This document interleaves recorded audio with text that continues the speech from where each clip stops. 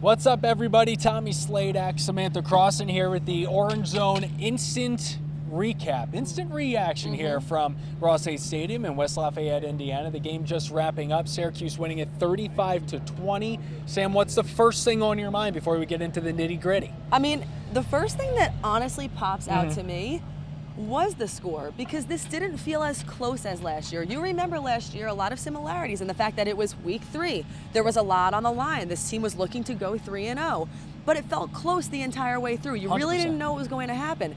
This time around, it felt like Syracuse had it locked in the whole way through. There were some moments, I think the score maybe could have even been higher. There were some tough drops for Garrett Schrader to his receivers tonight, and that was tough to see, but it's also helped tell the story of how they won this. It was a quarterback that had 4 rushing touchdowns. He had 195 yards. It could have been more than 200. I've never seen a defense bite on those 2 fake handoffs like I did tonight. That's what I'm saying. I mean, he embarrassed this Purdue team at times. I couldn't believe how clear my shot was of Garrett Schrader running towards me and nobody else even around him. True fake outs, not to mention no Ross-Ade Stadium tonight. And you saw the way that this team stepped up in place of that. Yeah, Ross-Ade Stadium out for the season. Injury on his mid-foot section.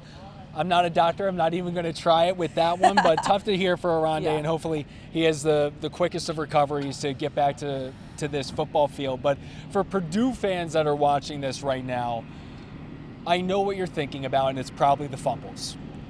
3 Syracuse recovered, 2 the Boilermakers got back, but that was tough for them.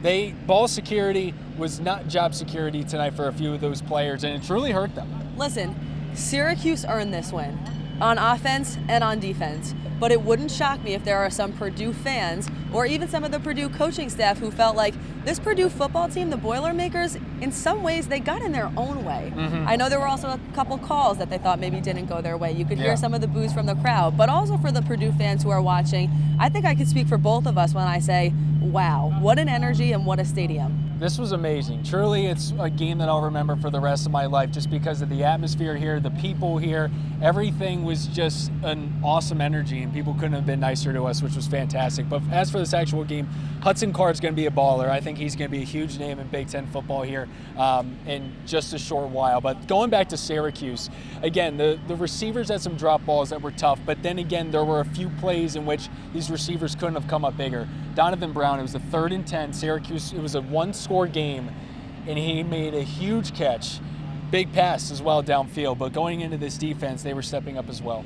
And I told you this earlier, and I really still mean it now. Tonight, it was all about the momentum. Every time that it got loud in here, that you heard the Purdue fans begin to get excited, Syracuse was able to stifle them. And we have to give credit and flowers to the defense for that, too. Big time. They stepped up in a big way. And again, 35-20, the final score.